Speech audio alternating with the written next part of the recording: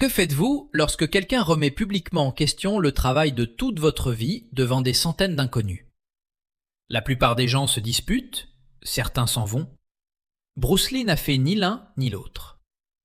Aéroport international de Los Angeles, 1973. Un ceinture noire de judo affirme que le kung-fu est faux. Bruce répond en 7 secondes sans prononcer un seul mot. Et tous ceux qui regardent comprennent que la voix la plus forte dans une pièce n'est pas forcément la plus puissante. Mais revenons en arrière. Aéroport international de Los Angeles, Terminal 3, 15 mars 1973. Vendredi après-midi, 15h30. Le terminal est bondé. Saison des voyages de printemps. Des familles avec des enfants qui courent entre les sièges. Des hommes d'affaires en costume lisant les journaux. Des étudiants étalés au sol avec leur sac à dos.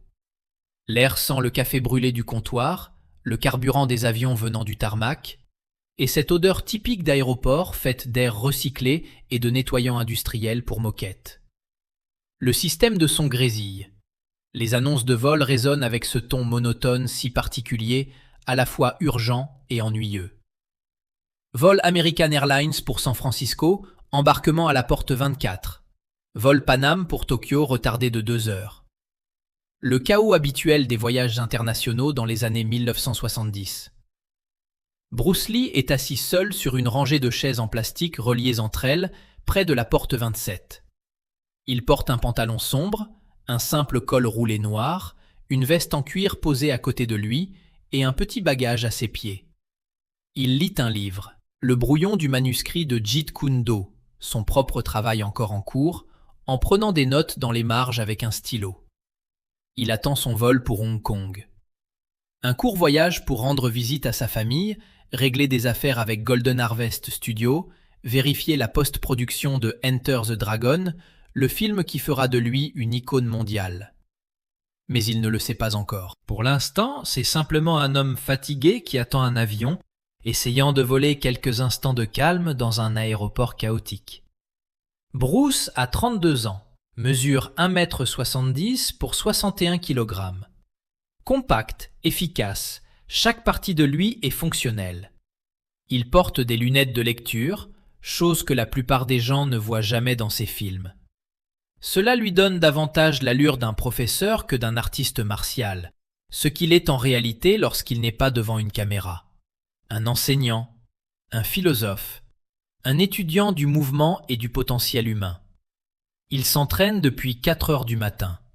Ce matin-là, il a couru 8 km, travaillé au sac de frappe, pratiqué le Chi Sao avec Dan Inosanto pendant 1 heure. Ses articulations sont encore légèrement enflées après les exercices de frappe. Son bas du dos le fait souffrir à cause du travail de souplesse de la veille, mais son esprit est vif, concentré, absorbant les mots sur la page devant lui. La zone d'embarquement est remplie à 1/3 environ. 50, 60 personnes dispersées. Certains dorment, d'autres lisent, quelques enfants jouent avec des petites voitures au sol. L'énergie normale d'un vendredi après-midi à l'aéroport. Personne ne prête attention aux autres. Chacun est dans sa bulle. Puis, l'atmosphère change. Un homme entre dans la zone d'embarquement. Grand, environ 1,88 m, peut-être 95 kg, asiatique-américain, fin de la vingtaine, portant un judogi blanc. L'uniforme traditionnel, avec une ceinture noire nouée à la taille. Le tissu est usé, effiloché sur les bords. Ce n'est pas un costume. C'est quelqu'un qui a consacré du temps à son art. Il s'appelle Robert Chen. Ceinture noire 6e Dan. 15 ans d'entraînement. A participé à des compétitions nationales, classé dans des championnats régionaux. Il enseigne le judo dans un dojo à West Los Angeles. Des références solides. Une vraie compétence. Robert porte un sac de sport. Il vient clairement de s'entraîner. Son judogi est propre, mais ses cheveux sont encore humides de sueur. Il marche avec détermination. Tête haute, épaule droite. L'assurance de quelqu'un qui sait qu'il est bon dans ce qu'il fait. Il se dirige vers sa porte, la porte 28, juste à côté de celle de Bruce. Puis il s'arrête net. Ses yeux se fixent sur Bruce Lee, assis là, lisant, totalement inconscient. Robert le reconnaît immédiatement. Tout le monde le reconnaît. Même en 1973, avant la sortie de Enter the Dragon, Bruce Lee est un visage connu. The Green Hornet, ses apparitions dans Long Street, ses démonstrations d'arts martiaux qui ont fait la une. Il n'est pas encore une superstar, mais il est reconnaissable, surtout pour quelqu'un du milieu des arts martiaux. Le visage de Robert change. Pas de l'excitation. Pas la réaction habituelle d'un fan. Quelque chose d'autre. Quelque chose de plus dur. Sa mâchoire se crispe. Ses yeux se plissent. Il change son sac d'épaule, redresse sa posture et marche directement vers Bruce. Les autres voyageurs commencent à remarquer. L'ambiance change. Les conversations se taisent. Les regards se tournent vers cet homme en judogi qui avance avec détermination vers l'homme assis seul dans le coin. Robert s'arrête à 1,5 mètre de Bruce. Il ne dit rien au début. Il reste là, imposant, attendant que Bruce le remarque. Bruce ressent sa présence avant même de la voir. 15 années d'entraînement à la sensibilité signifient qu'il n'est jamais totalement inconscient de son environnement. Même en lisant, une partie de son esprit observe. Il sait que quelqu'un est trop proche, délibérément proche. Il lève lentement les yeux de son livre, retire ses lunettes, les pose sur le manuscrit. Son visage est neutre, calme, ni agacé, ni sur la défensive. Juste présent, en attente. Robert parle alors, assez fort pour que toute la zone d'embarquement entende. « Tu es Bruce Lee ». Pas une question, une affirmation. Accusatrice, comme si Bruce était coupable simplement d'être Bruce Lee. Bruce hoche la tête. C'est ça. Robert déplace son poids, comme le font les judokas lorsqu'ils se préparent à engager. Subtil, mais évident pour quiconque connaît les arts de lutte. Il se prépare. « J'ai vu tes films, » dit Robert. Sa voix porte à travers la zone d'embarquement. Les gens regardent maintenant, sans aucun doute. « The Green Hornet, tes démonstrations. » Bruce ne répond pas. Il attend simplement. « Le kung-fu est inutile, » dit Robert, plus fort encore, pour que tout le monde entende. Face à de vrais arts martiaux, le judo, la lutte, les sports de combat, le kung-fu c'est juste de la danse, des combats de cinéma. Ça ne tiendrait pas 10 secondes contre un vrai judoka. Le silence tombe. 50 personnes retiennent leur souffle. Bruce regarde Robert un long moment. Son visage ne change pas. Aucune colère, aucun orgueil. Juste une évaluation calme. Il lit Robert comme il lirait un adversaire, cherchant ce qui se cache sous la surface. Il comprend. Ce n'est pas une question de kung-fu contre judo. C'est Robert qui a besoin de prouver quelque chose, à lui-même, aux spectateurs, peut-être à la communauté des arts martiaux qui parle de Bruce et de son approche révolutionnaire, peut-être aux traditions qui se sentent menacées par sa philosophie. Absorber ce qui est utile, rejeter ce qui ne l'est pas.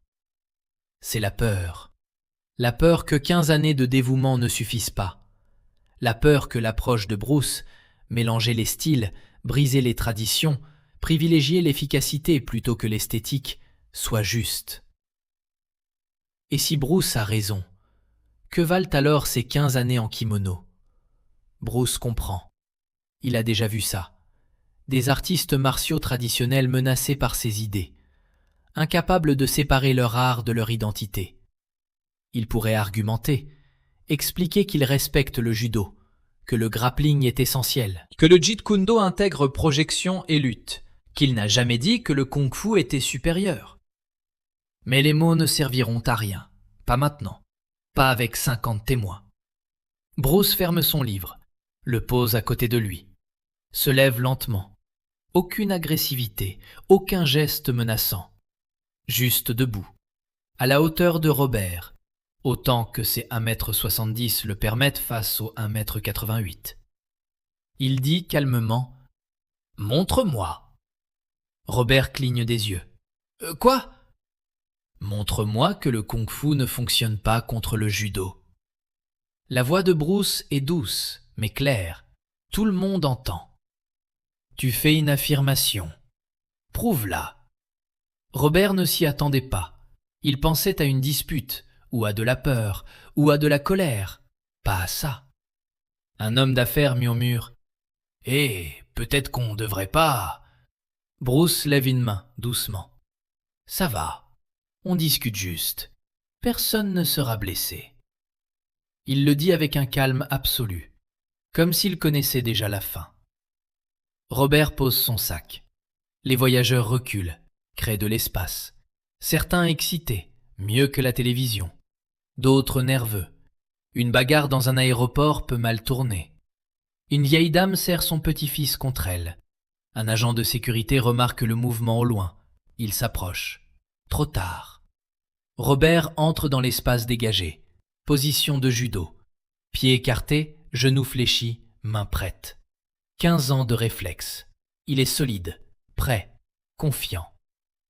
Bruce, lui, ne prend pas de garde. Il reste simplement debout, naturel. Mains relâchées, respiration calme. Comme s'il attendait encore son avion. Cela énerve encore plus Robert, le manque de respect, l'absence de peur, cette confiance totale. « Lève tes mains !» grince Robert. Bruce secoue légèrement la tête. « Pas besoin. »« Alors tu vas perdre ?»« Montre-moi. » Robert attaque. Il est rapide. Son corps agit sans réfléchir. 2 pas, distance fermée. Sa main droite attrape le col. Prise classique de judo. Contrôlée, déséquilibrée, projetée. Des milliers de répétitions. Sa main fuse. 1 seconde. La main gauche de Bruce intercepte le poignet en plein mouvement. Pas un blocage, une interception. Précise. Juste assez de pression pour contrôler. 2e seconde. Robert tente de reculer. Trop tard. Bruce bouge déjà. Sa main droite frappe l'intérieur du coude. Pas fort, mais précis. Le bras se tend malgré lui. La prise échoue. La structure s'effondre. 3e seconde. Bruce pivote à l'extérieur, hors de la ligne centrale. Robert avance, dans le vide. Déséquilibré. Il tente de récupérer. Bruce ne lui en laisse pas le temps. 4e seconde. Le pied droit de Bruce balaie la jambe avant de Robert. Technique simple. Balayage basique. Le genre enseigné dès la première année de judo. Mais tout est dans le timing. Le poids de Robert est en transition. Son équilibre est compromis. Le balayage trouve cet instant précis où toute résistance est impossible. 5e seconde. La base de Robert disparaît. Il tombe. 15 années d'entraînement aux chutes prennent le relais. Son corps sait quoi faire. Rentrer le menton. Frapper le sol pour répartir l'impact. Protéger la tête. Mais Bruce contrôle la descente. Sa main gauche tient toujours le poignet de Robert. Sa main droite se pose sur son épaule, guide la chute. Pas de violence. Juste une direction. S'assurer qu'il tombe sans se blesser. 6e seconde. Robert touche le sol de moquette de l'aéroport, sur le dos. Pas brutalement. Pas de blessure. Juste net. Contrôlé. Le genou de Bruce est sur sa poitrine. Pas tout son poids. Juste la position. Le contrôle. Sa main gauche maintient le poignet de Robert au sol. Sa main droite est suspendue près de sa gorge, sans toucher, sans menace. Juste prête. 7e seconde. Bruce parle doucement. Seul Robert entend. « Tu abandonnes ?» Robert le fixe. Son visage est rouge. Pas d'effort. De honte. De choc. De cette prise de conscience brutale. 15 ans d'entraînement viennent d'être démontés par quelqu'un qui n'a même pas pris de garde. 50 personnes dans la zone d'embarquement sont figées. Bouche ouverte. Gestes interrompus. Un homme suspendu en train de s'asseoir.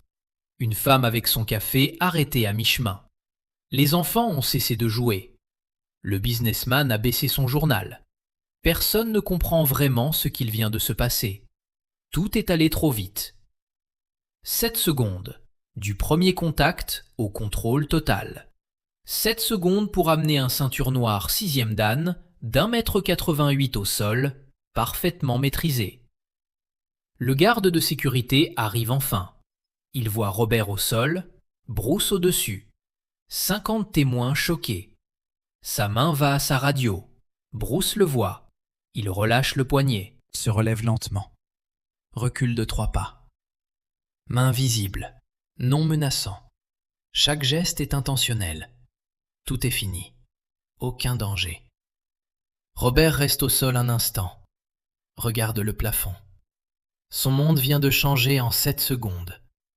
Bruce tend la main pour l'aider à se relever. Robert regarde la main, puis le visage de Bruce. Aucune moquerie, aucun triomphe, juste de l'aide. Il accepte. Bruce le relève. Les jambes de Robert tremblent.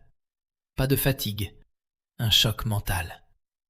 Le garde s'approche. « Qu'est-ce qui se passe ici ?» Bruce répond calmement. « On discutait d'arts martiaux.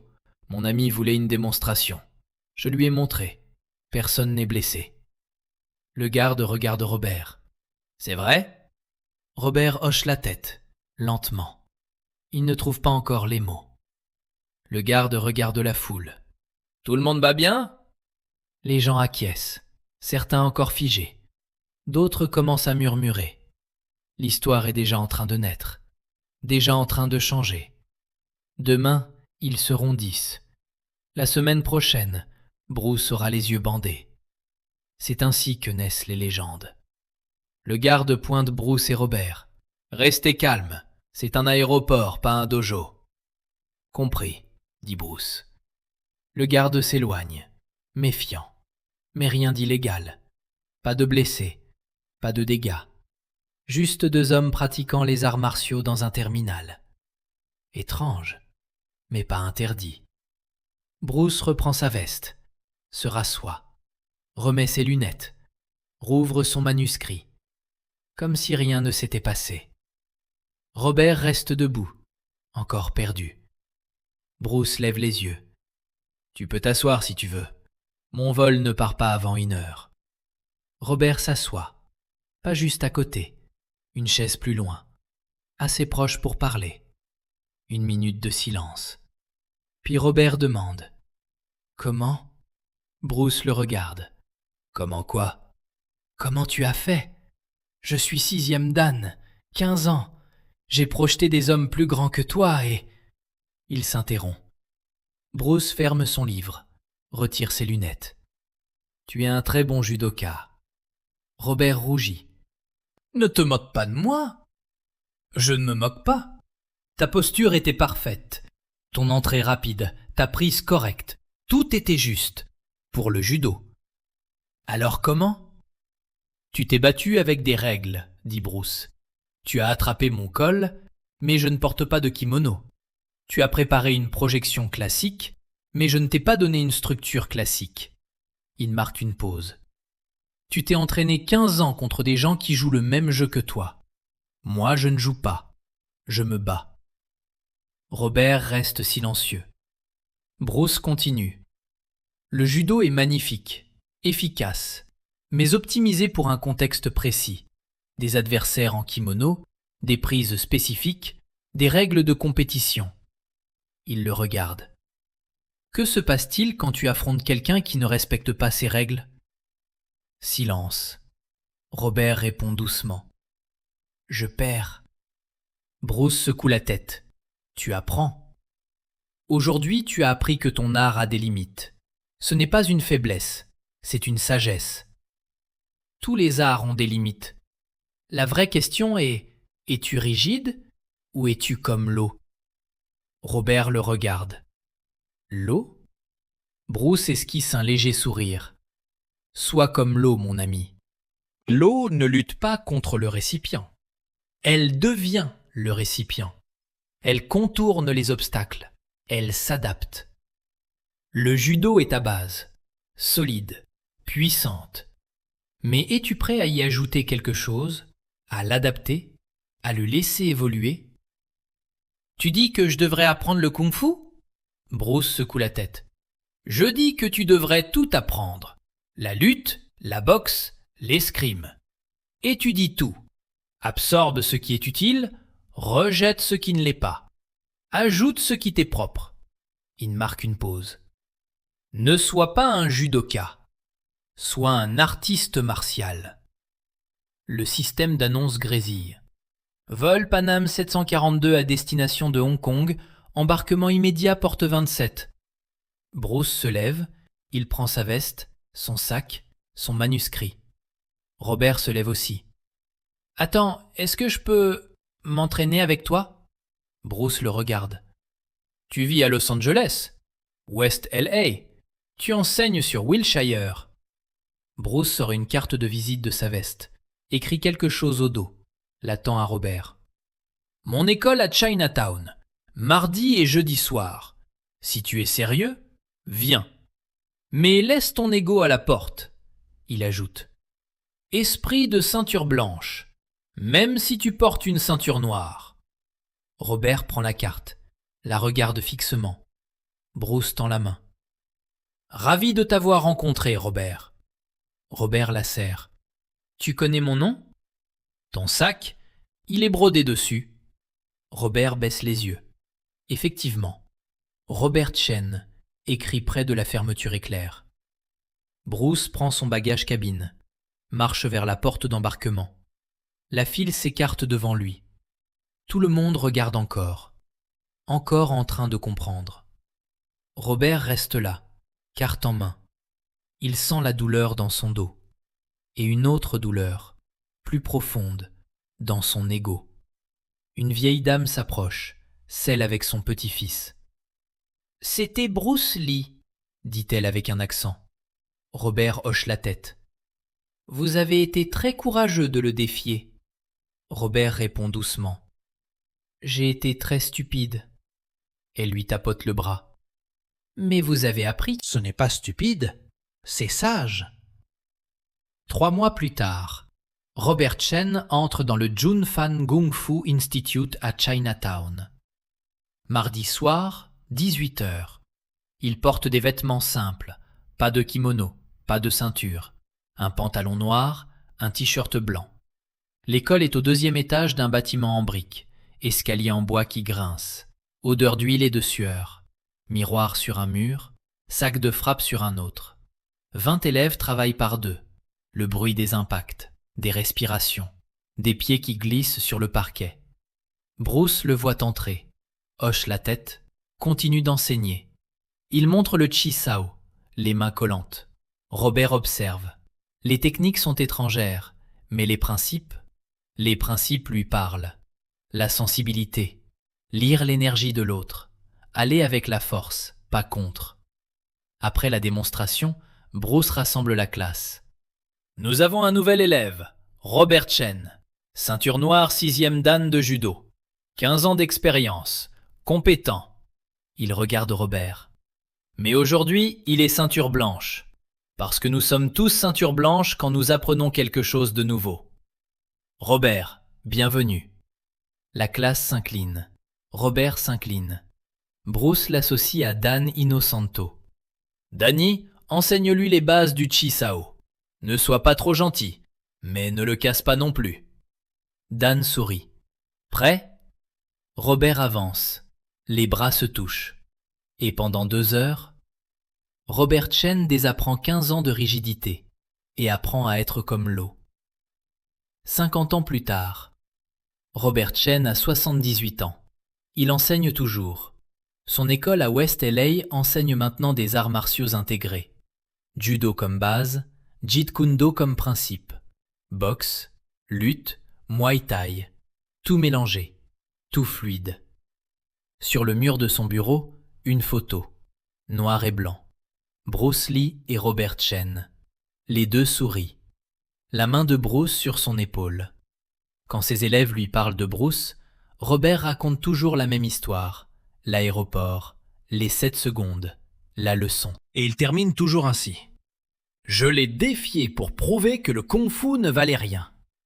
Il m'a montré quelque chose de plus grand. Il m'a montré que avoir raison et gagner sont 2 choses différentes. Que la vraie force, c'est d'enseigner à celui qui vous défie. Que la maîtrise, ce n'est pas dominer, c'est élevé. Bruce aurait pu m'humilier, me blesser, partir. Au lieu de ça, il m'a donné 7 secondes qui ont changé ma vie. 7 secondes qui m'ont appris plus que 15 ans en kimono. Ce n'est pas du kung-fu, ce n'est pas du judo. C'est la maîtrise.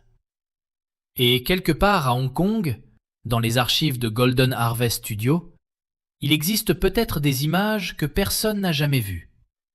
Mars 1973. Bruce Lee embarquant à LAX. Un caméraman filmait des images pour un documentaire jamais réalisé. Mais si l'on regarde attentivement, image par image, on peut le voir. Un homme en kimono blanc, debout près de la porte, regardant Bruce s'éloigner. Une carte de visite à la main. Son visage capturant cet instant précis où une vision du monde bascule. 7 secondes de combat, 50 ans d'impact. Voilà la différence entre gagner un combat et changer une vie.